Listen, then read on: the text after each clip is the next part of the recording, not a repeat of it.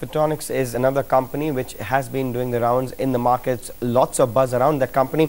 To tell us more as to what the reason is Sanjiv Bhavnani, who now joins us in the studio. He's the CEO and MD. Sanjiv, thanks so much for joining us in the studio about Vishwesh. Tell me first off the joint venture bit, the news trigger of it. How crucial is it and what does it really mean for the company? Well, the JV is our entry point into the US markets. Vishwesh has been largely a company which has been so far focused on the domestic market.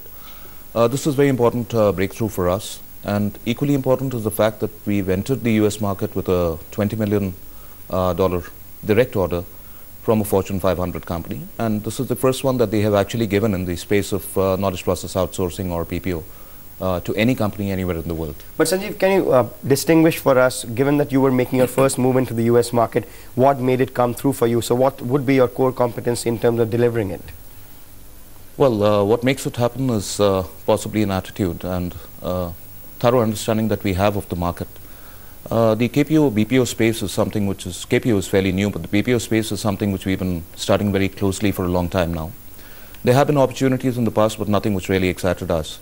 Because the major points which would make that differentiator, one is having the right business and the right value addition from that business. We are a software product company. We have core skills on domains.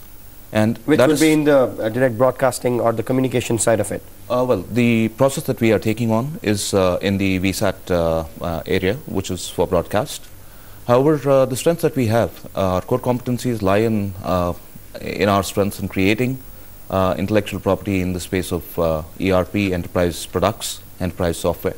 Now, how do the margin picture change, or let's say how would the revenue bottom line kind of a situation change with this order coming through? To answer one part of it, on the revenue front, this order is slightly in excess of what our entire revenue for the current year would be. So it makes us much more sure on our belief that we can manage 100% Y&Y growth. So you become automatically almost double your size the way you were? We definitely believe we have the order book position today to feel confident about achieving 100% growth for next year. Now, Sanjiv, the question is, if you're a product company and if you're small in size, if you don't continue to get such big orders, then your space remains limited. How are you going to address that? Obviously, we have strategies in place. There has been a lot of change in the company over the last 2 to 3 years, so to say. We created a lot of products which are now one by one coming for launch.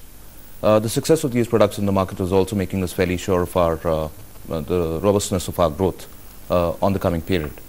In terms of the KPO, which is a new initiative for us, this particular process is going to only utilize one shift from our KPO process. So you will be using it on the same group will be used for other shifts as well? Yes, the same infrastructure would be used for some other processes which we are trying to tie up now. And given the optimism that our team currently has at delivering the business that we are picking up, we feel that there should be a substantial increase in revenues. Right. Let me ask you the kind of margin picture, because we didn't touch about that. So revenues would double, or rather double this existing size of revenue. What happens to the margin picture? It has to improve then? Yeah, because we are going for a specialized process. Obviously, the payouts are much better than what one sees in the services sector or in the BPO sector. We anticipate that the bottom line from this diversification of ours would be in line with our enterprise software products bottom lines, which is to the tune of around 50%. And the entire going ahead, the year picture also becomes much better then? The value addition would continue to increase, hence the bottom lines would keep improving, not just for a year. We hope we are on a steady path here of growth. And what about acquisition? That would have to be a way out if you want to quadruple or multiply your growth. We are looking at acquisitions. In fact, we are currently negotiating with 3 odd companies, 2 of them in the US and another one in India. Acquisitions would definitely be something which is pretty much on the cards. We hope to bring in the right companies to take our products to the market. And what would be the size of these acquisitions we are talking about? They would vary. They would vary. We are looking at key players here. We are not looking at, we are looking at people who can actually fill up the vacuum that we have to address the Western markets. So completing your portfolio, that's what you are basically trying to do? That's right. The products are there with us. We need the market reach, and our acquisitions would be for market reach and delivery mechanisms. Sanjiv, best of luck. Thanks so much for joining us in our studios, and we'll of course be back with you, I'm sure, once all this revenue stream kicks in onto your balance sheet. Thanks so much for coming in.